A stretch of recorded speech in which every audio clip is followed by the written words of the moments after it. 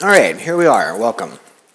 This lecture is on Toulmin argument/analysis. And all you need to know about Stephen Toulmin is that he was a British philosopher, and he gave us a vehicle through which we can understand the argumentative structure of essays and thinking in general.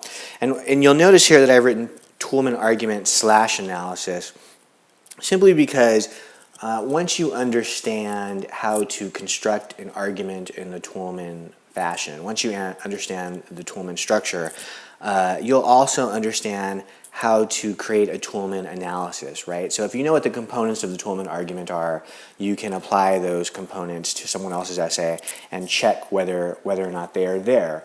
Much in the same way, if you know what the ingredients are in a cake, when you eat a cake, you can, to a certain degree, guess what's missing, right? Okay, so let's move on here. And remember, you're listening to a recorded lecture here, and there's quite a bit to cover, so feel free to stop at any time as you're taking notes and take care of whatever else you have to do. All right, of course, come back to the lecture because you do need to finish it. All right, so Toulmin argument. Let's move on. Okay, the Toulmin argument consists of 5 elements, and I'm going to cover all 5 of these elements, so you don't need to write down each of these terms right now. The first element is the claim. The second, reasons, then evidence, anticipated objections and rebuttal. That's the fourth area there, and perhaps that's the newest term to you. And drawing conclusions. I suspect you know what claims and reasons are. At the very least, you know what evidence is and drawing conclusions. But anticipated objections and rebuttals, well, we'll get to that. Okay, so let's take a look at claims. 3 things to think about when you think about claims. A claim is a statement of belief or truth, right? Something you believe in, something you believe to be true, or even something that we know to be true, all right?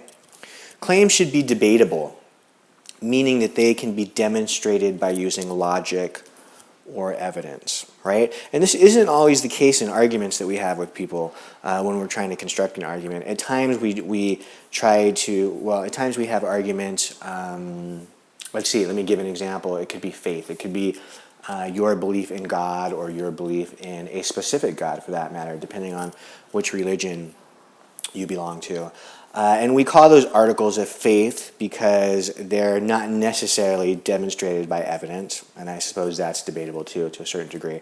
But I want you to understand that for the purposes of this class, when we're making claims, when we're constructing reasons, we're talking about things that can be researched, right? Things that we can prove through library research, through statistics, through analysis, through authoritative testimony, and so on and so forth. So just remember, claims should be debatable, right? We're not going to be debating the existence of goblins and fairies or whether or not there is a 5th ring of Mordor or anything else like that. All right, the third thing, remember that claims are statements rather than questions. And I put that in there because depending on which tradition you've come from in your high school writing classes or what types of essays, not even high school, but college level for that matter, I don't mean to imply there's a hierarchy there. I'm just thinking about your experiences thus far. So let me restate that. Depending on your experiences with writing, you may have written essays that begin with questions. And actually some of those types of essays that begin with questions arguably are the most effective or the most, what's the word I'm looking for? The most, is advanced the word? No, I'm not looking for the word advanced. Well, at any rate, there's some of the most difficult essays are the ones that begins with questions because you don't know where you're going, right? You just pose a question and try to answer it throughout the course of the essay. It's kind of like thinking out loud, much in the way I'm doing in this lecture at the moment. But for the purposes of this class, we're not writing essays that begin with questions. Rather, we're writing essays that begin with claims, right? So the essay writer has already, prior to arriving at the essay writer has already had a question, done the research, found the answers to that question through their research, and now they are constructing an argument for other people because they're trying to persuade people of the correctness of their claim. All right? Okay, so let's move on here. Reasons. Claims are always accompanied by reasons. So good arguments, effective arguments, require claims with reasons. And a reason is a statement that offers evidence to support a claim. For example, and here is a fairly obvious construction so we can practice recognizing the construction. We should not go out today because it's raining is a claim accompanied by a reason. We should not go out today is the claim, and because it is raining is the reason. And whenever you're looking at claims and reasons together, you'll often note that you'll see the word because, right? It's the center point or the middle point of a claim and a reason together. And you'll find that before the word because is oftentimes the claim, and after the word because is the reason. Okay. So enthymeme, look at that word. I know it seemes odd, but you'll get used to it. All right. So claims and reasons together are what Aristotle called enthymemes. So if you squish a claim and a reason together, if you have them in one sentence, we should not go outside today because it is raining, that is an enthymeme, right? Or what Aristotle called an argument in brief, a tiny little argument. Okay. So claim and reason together equals enthymeme. An important part of learning the Toulmin argument or the Toulmin structure is the ability to recognize and state the warrant that supports the enthymeme. Right? Here's that word there. I want you to think about that word. Okay. So what is a warrant? I've told you that you need to be able to figure out what the warrant is, but what is a warrant? A warrant is the connection, often unstated and assumed, between your claim and your reason. And I want to emphasize that there because the tricky part of finding warrants is that they're more often than not unstated and assumed between claims and reasons. So, for example, here's your claim and your reason together, also known as an enthymeme. We shouldn't go outside today because it is raining. What do you think the warrant is for this claim and reason together, this enthymeme? In other words, what is the unstated assumption underneath it that makes you think, oh, yeah, that makes sense, right? I agree with that. Well, if someone says to you, we shouldn't go outside today because it is raining, and you automatically think, okay, that seems reasonable to me. The unstated assumption there then is perhaps that getting wet is bad for you, right? Or that cold, hard rain on you for hours at a time might make you sick, right? So there's some kind of assumption there, which is the warrant, also known as the warrant, that makes sense, right? Let me give you another example. Because I am giving this lecture while I am in my kitchen, I am noticing that the refrigerator is empty. And my wife has told me this morning, you need to go to the grocery store, claim, because, here comes the reason, because the refrigerator is empty, right? And when she said that to me, when she gave me that claim and that reason, I didn't say, that's crazy talk. I'm not going to the store. My immediate reaction was, okay, that makes sense. Now, if someone tells me, you need to go to the store today because the refrigerator is empty, there is an unstated assumption in that claim and reason that I agree with, right?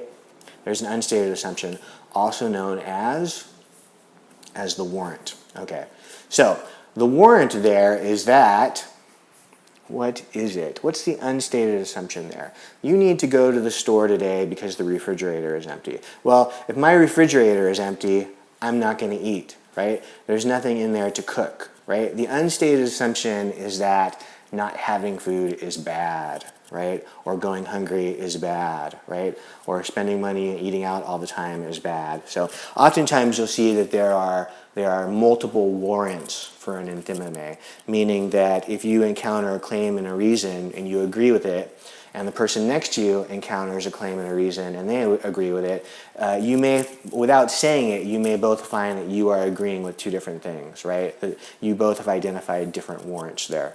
But regardless, it's important to understand, or at least to try to understand, the warrants between claims and reasons. So here are a few claims, and let's practice. I have quite a few here actually, and we're not going to go through all of them. But here's an easy one, right? So don't eat that mushroom because it's poisonous. Well, where is the claim? Can you identify it?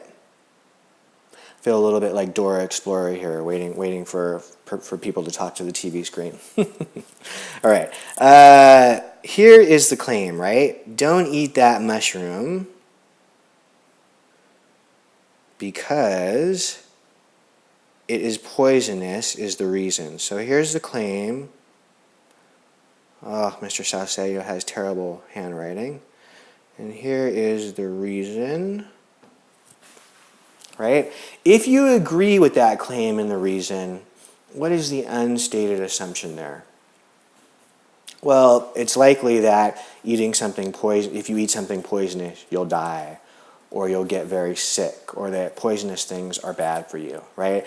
This claim and this reason is kind of an eye roller, right? Because something that you'll roll your eyes at, because it's pretty clear what the warrant there is. But let's take a look at some other ones where the warrant isn't necessarily as obvious. Okay, let's look at this one. Let's see, let's look at this one here. Mothers should be held legally responsible for their children because, after all, they did give birth to them. And every time I write this on the board in the classroom and I say, how many people agree with that? Maybe probably more than half the hands shoot up. And then a couple of people have funny looks on their face. Oftentimes it's people with kids, it's mothers, right? And there's something off about this statement here, and then gradually we arrive at what the problem is. But look, mothers should be held legally responsible for their children is the claim, is it not? And then here, so this is the claim, because, there's that word again, after all, they did give birth to them is the reason there. Now, if you agree with that statement, if I come up to you in the supermarket, if you agree with that statement, think about what you've agreed to. If you were with your child, your son or your daughter, in the supermarket, and they are raging down the aisles, throwing cans of SpaghettiO onto the floor, hopping and skipping and pushing people down, kicking old ladies, and I come up to you and I say, hey, dude, you need to watch after your kid. In fact, you're legally responsible for the mess they've just made because they're your kids. You gave birth to them. You might turn and look at me and look at your kids and say, wait a minute, I'm not responsible for them. He's my son, but he's 46 years old. He can push down all the old ladies he wants to, but I'm not responsible for that, right? Okay, so when I flip that for you there, it becomes obvious that the problem, the unstated assumption in this claim and this reason, the warrant, therefore, is that you are responsible for whatever you've given birth to for all of time, right? And anyone who's a parent in this classroom knows that there's a certain point where you're not legally responsible for your children because they are adults, right? So there's a problem with the warrant in this enthymeme. There's a problem with the warrant between the claim and the reasons, right? Okay, let's look at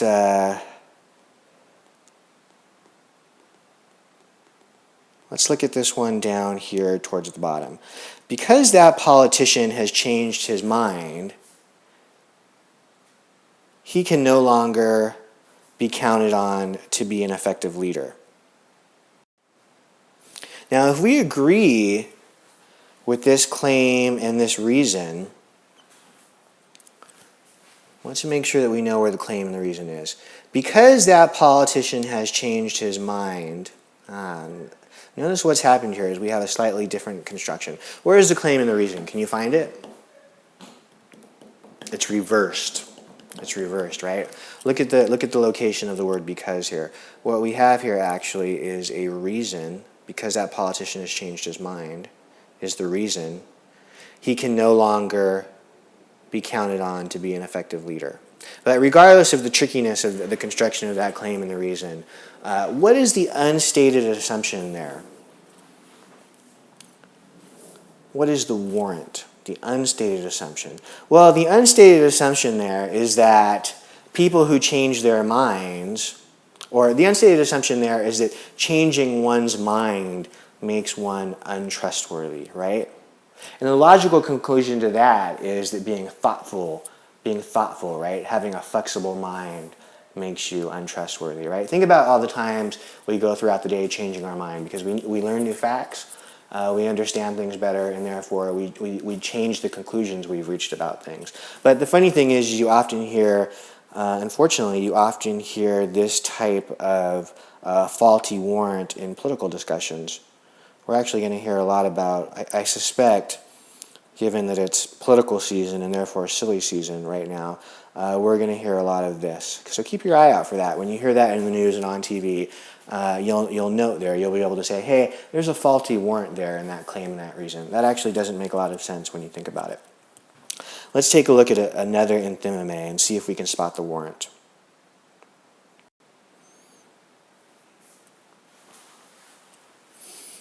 Let's look at this one here. I like this one. I like these last two, actually.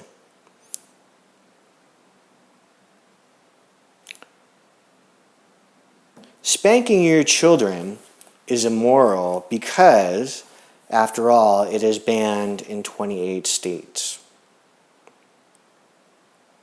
Now, let's make sure we know what the claim is.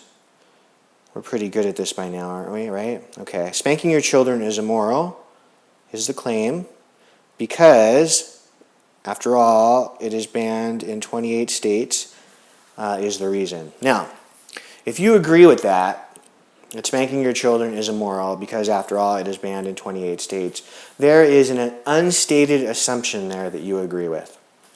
What is it? Maybe you want to stop the presentation for a minute and think about why you agree with that. This is probably a little easier if you don't agree with it. Or the warrants is a little easier to spot, rather, if you don't agree with it. Well, if you haven't found it, then the unstated assumption here, if you agree with this claim and this reason, is that whatever is, think about the construction of this sentence, right? If something is banned in the state, such as spanking, right? And I claim that it's immoral because it's banned, what is the connection I'm making there? I'm operating under the assumption that that which is legislated, right, is moral or immoral. So if my state senators get together and agree with something or disagree with something, something is either moral or immoral, right? And so if you really think about that, it doesn't make sense, does it? You can think about the differences in laws we have across our 50 states, right? And certainly I don't think morality and immorality shifts depending on which state line you go across. Although there's someone out there that hears this right now and is actively disagreeing with me, I'm sure. But you can see that there is an unstated assumption here that is problematic. It might not hold up to scrutiny were you trying to construct an argument around this. Let's take another look at one here. I like this one. I think we can all identify with this here, right? Okay. If that man were more hardworking, he would certainly earn more at work. I bet since all of us are working and we're all working hard, you can find the faulty warrant, the problematic warrant with that claim and that reason. Well, if you agree with this claim and this reason, then you're operating under the assumption then that what? That all work is rewarded, or that all good work or all hard work is rewarded. And anyone out there in the virtual world right now listening to this lecture knows that you probably work hard, and all hard work isn't necessarily reflected in your paycheck, right? So you work hard, but you don't necessarily get a raise. Okay, so this claim and this reason has a faulty warrant. There's an unstated assumption there about how hard work is rewarded, and that unstated assumption is faulty. Okay. Sometimes when we enter into arguments, the size of the argument is overwhelming. We just can't seem to manage all the ideas. So in situations like these, we often need to add qualifiers to our claim. Now, for example, books by Charles Dickens are fun to read is an unqualified claim, right? So not only will people probably disagree with this claim, but it will also be hard to defend. The minute it comes out of my mouth, there's someone who will respond, well, I can think of one book by Dickens that I didn't enjoy. And in fact, even as I say it, I myself can think of one book by Dickens that I didn't enjoy. So unqualified claims are often hard to defend. And what we do is we qualify them. So we limit the scope of the claim. And we limit it simply by the use of excuse me while I stutter. We limit it through the use of certain words. So we could offer a qualified claim here, and it might sound something like, most books by Charles Dickens are fun to read, or some books by Charles Dickens are fun to read, or even many books by Charles Dickens are fun to read. Those are examples of qualified claims because they're much easier to defend. If I were trying to convince you that many books by Charles Dickens are fun to read, I just have to give you a couple examples of books that are fun to read, and my claim would still be true, would still be defensible, right? Okay, so that's what we do when we offer qualified claims. We limit the scope of the claim. We make the claim smaller, a little more ambitious, but a little easier to defend, right? So I'll give you a silly example here. If any of you like zombie movies out there, right? Inevitably, the person in the zombie movie who is trying to escape all the zombies is in a big house. And they're in a big house with many windows, right? And you can just watch all the zombies climb in to those many different windows, right? Okay, so if that zombie house were a claim, it's an unqualified claim. What we want is to be hiding in the basement when the zombies come, right? It's better protected. It has fewer windows. It's qualified, right? An odd analogy, but I bet you're going to remember that, aren't you? Okay, so we've talked about qualifiers. Let's go on to exceptions. Exceptions. So, along with qualifiers, you can use exceptions to narrow your claim. And an exception tells the reader that there is an instance or instances where your claim does not hold true. So, for example, most books by Dickens are fun to read, although I did not enjoy reading David Copperfield, is a claim with an exception. And actually, if you are paying really close attention here, what you're going to see is that this is a qualified claim with an exception. So most books, look at that word, most books by Dickens are fun to read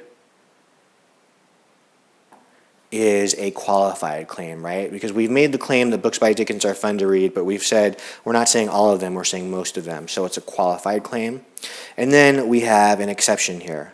Although I did not enjoy reading David Copperfield is the exception. So if this were a thesis statement, this would be much easier to prove in an essay.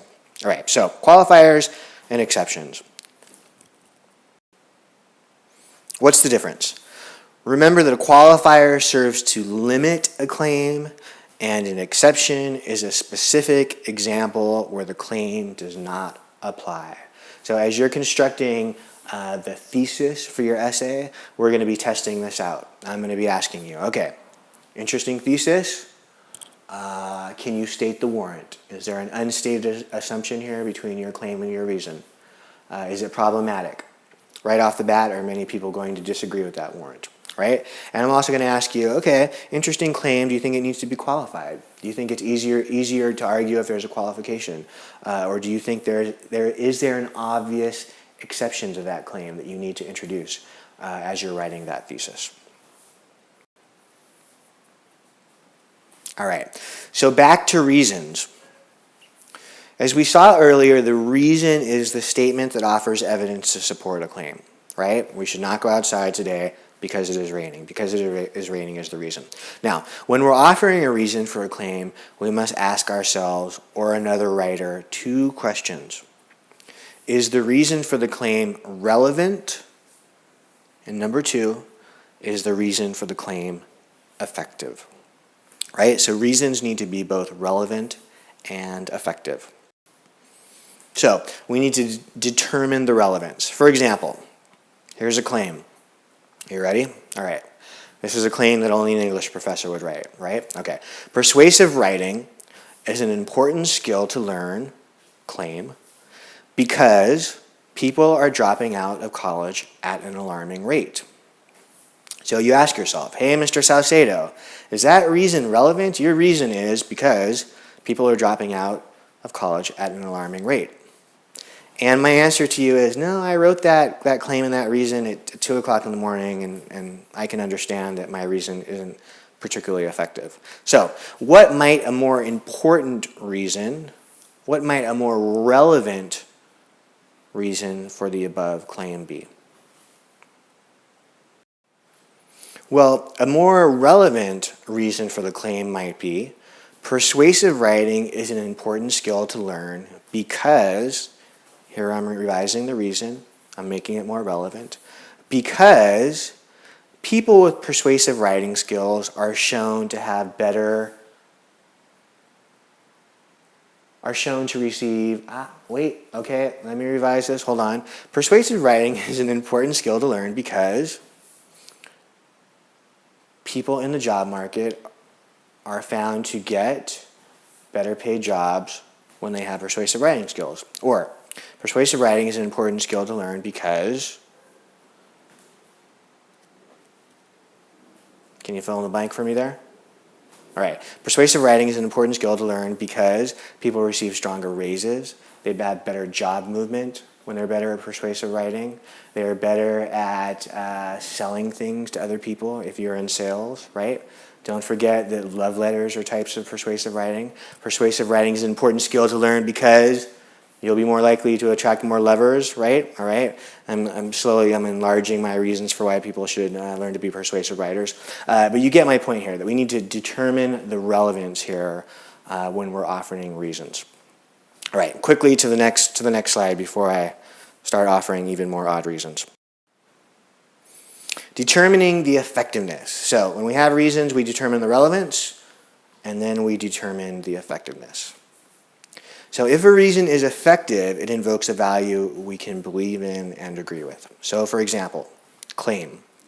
Students should go to college so that they can get a higher paying job.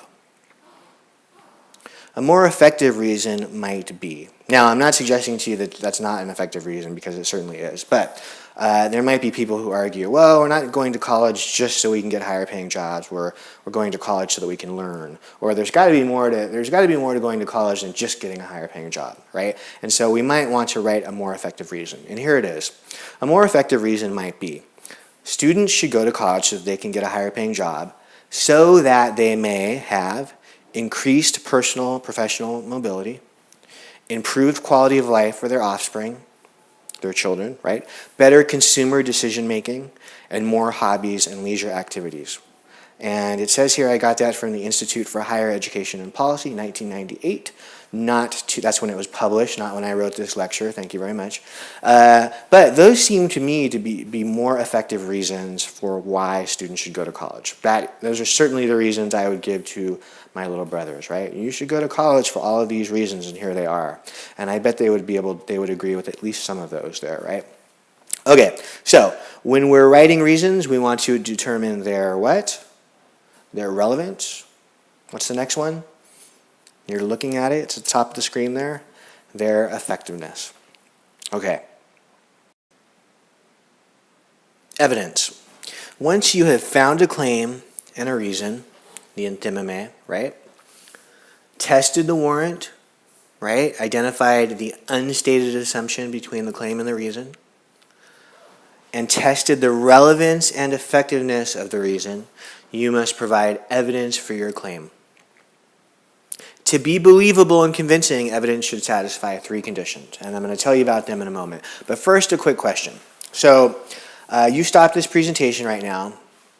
I'm not saying don't stop the presentation, but were you to stop the presentation, and I sent you off to write for me a short essay, and I said, look, use what you know so far and write me an essay. But you can only use what you know. You can only take the information that I've given you thus far to construct an essay. How much of an essay could you construct? At what point would you stop in the essay when you ran out of materials to build the essay? Well, it's something of a trick question, right?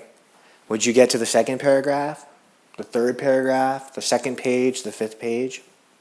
you'd only get to the first paragraph, right? Why? Because really all that we've talked about thus far, and I don't mean all in that it's a small amount, but I mean that what we've discussed up until this point is really what goes into creating a thesis, right? A claim and a reason together is the intime.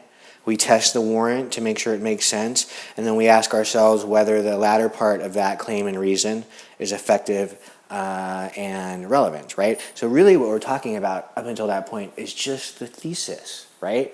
The "we should not go outside today because it is raining" part of our essay, right? Or the "if you were more hardworking, you would get paid better" part of our essay, right? So these are all the components that a good, effective thesis is built out of. All the components of a compelling, persuasive, well-structured thesis. So keep that in mind. We haven't even gotten to the body of the essay. And we're not going to talk about it all right now, but I want you to kind of keep that structure in your head. Okay, so back to my point.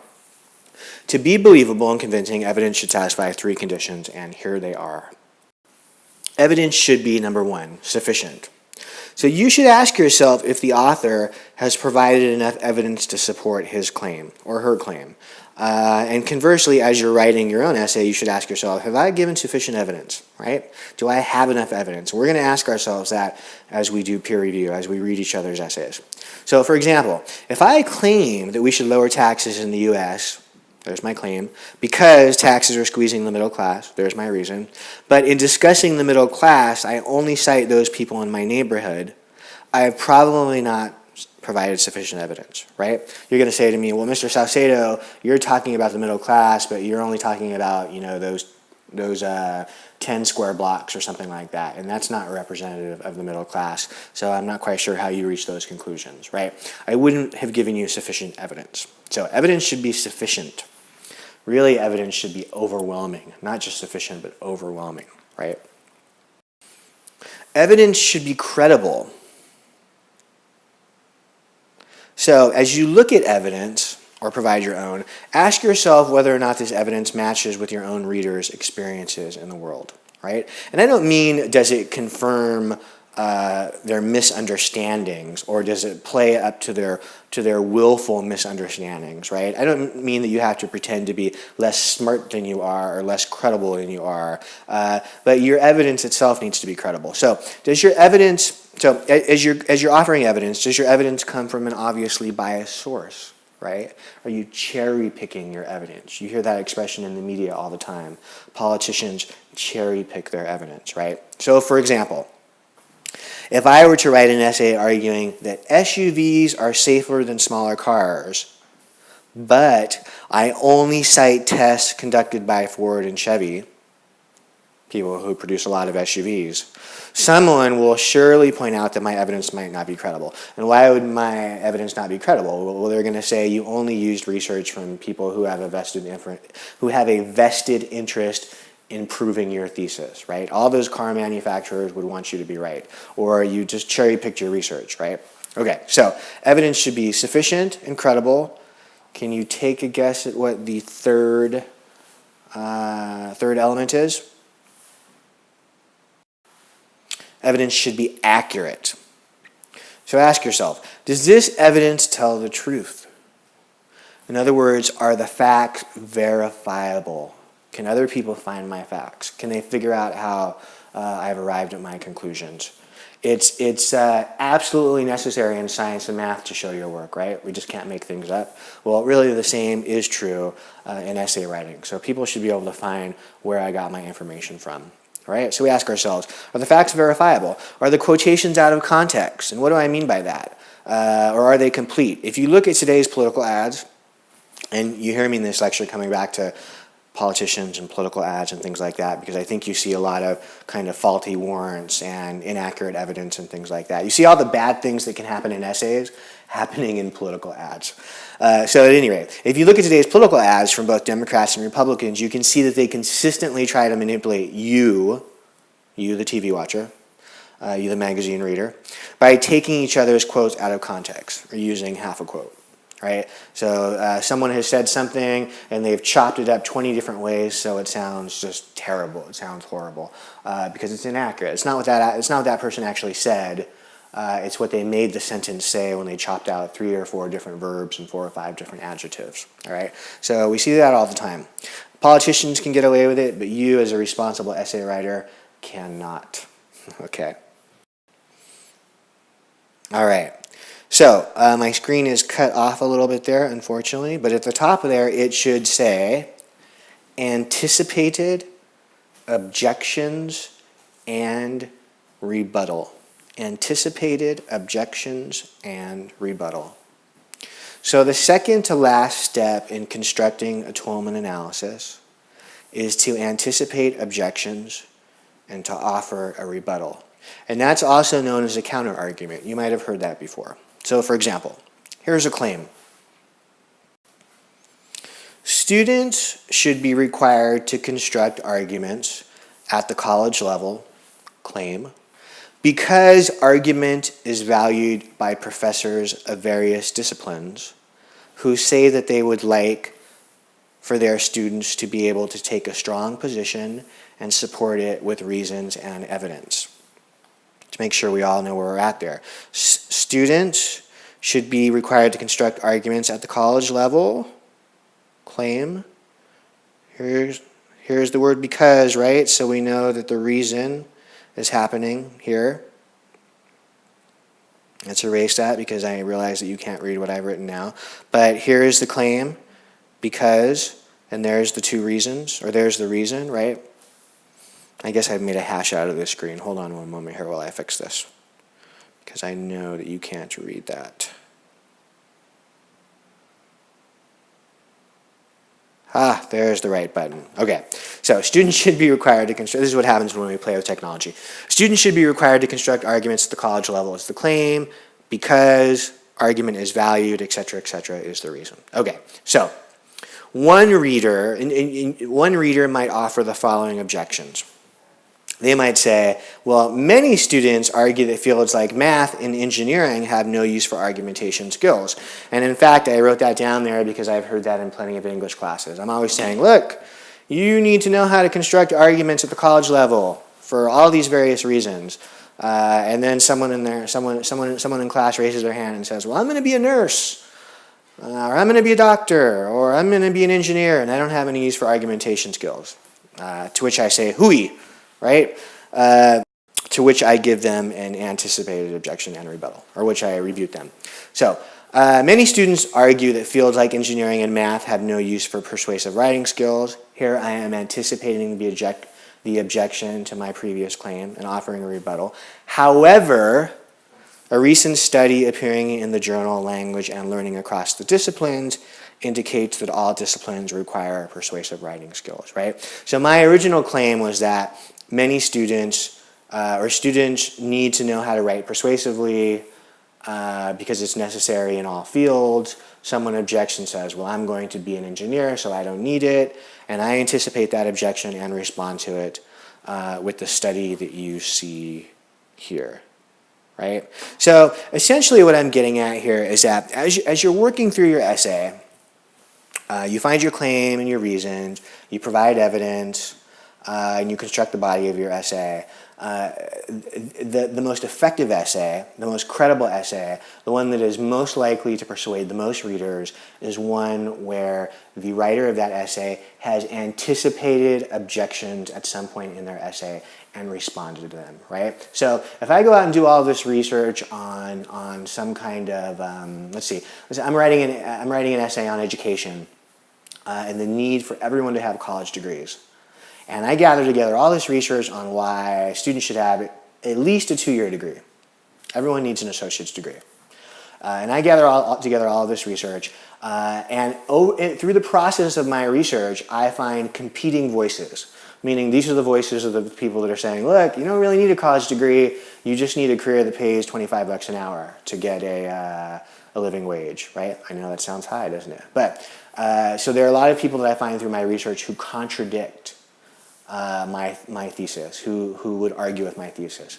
Now, in the course of writing my essay, if I choose to ignore those competing voices, right? If I do not anticipate their objections and rebut their objections. In my essay, when someone reads my essay, they're going to say, well, Mr. Salcedo, you wrote this essay that was well-reasoned and well-researched, but you ignored all the people who argued with you or all the people who would object to some of your thinking. You did not account for the competing voices, the differences of opinions out there in that field of research. And therefore, your essay is not as effective as it could be. And they would be right about that, because any effective essay needs to anticipate objections to the argument and then offer a rebuttal. And rebuttal is simply a fancy way of saying, hey, go find additional evidence that is in opposition to the anticipated objection, right? Go find additional evidence that would make those people who would contradict you comfortable, or at least address some of their fears. Okay, so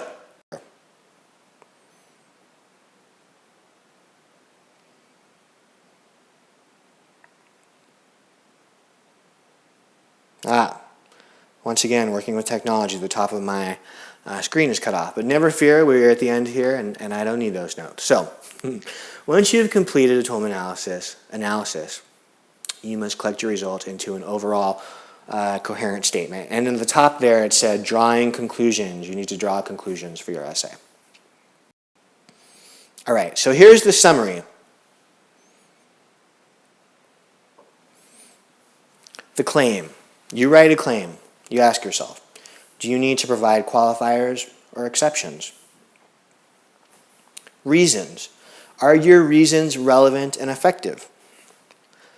You've gathered together evidence. My question to you is, and your classmates' questions for you will be, is the evidence sufficient? Is it credible? Is it accurate? Have you anticipated objections and offered a rebuttal? Have you adequately responded to them? And drawing conclusions. Is your conclusion comprehensive and coherent? In other words, at the end of your essay, have you reminded us of what you've argued? And don't forget, I know it says don't forget there, but it should say don't forget. Between your claim and your reason is your warrant. Is your warrant acceptable? If not, your argument won't work, right? So you always need to test the warrant. You need to test the warrant, the unstated assumption between your claim and your reason. You have to test it before you move on in your essay. All right, so what you're seeing in front of you here is a kind of checklist, right? It's a checklist for your essay. It's a checklist for what you should be thinking about as you construct your essay. And you'll see throughout the semester that these little bullet points are a checklist for various parts of our essay. All right? Okay, so you've taken notes, you've thought about a lot of things here. Go and review these notes. I realize that you have the entire kind of universe of the Toulmin structure in front of you, and it's quite a bit to think about. But never fear, I've given you all this information all at once here. If you were smart, you took breaks here and there during the presentation. But never fear, we will break this down in class. We will work in little bits and parts. I will emphasize those little bits and parts. So the expectation isn't that you understand and have mastered this lecture in its entirety, but I want to introduce you to these concepts. And of course, you have this lecture to go back to, all right? So make sure that you review it again, take notes, and I will see you in class or online. All right? Bye.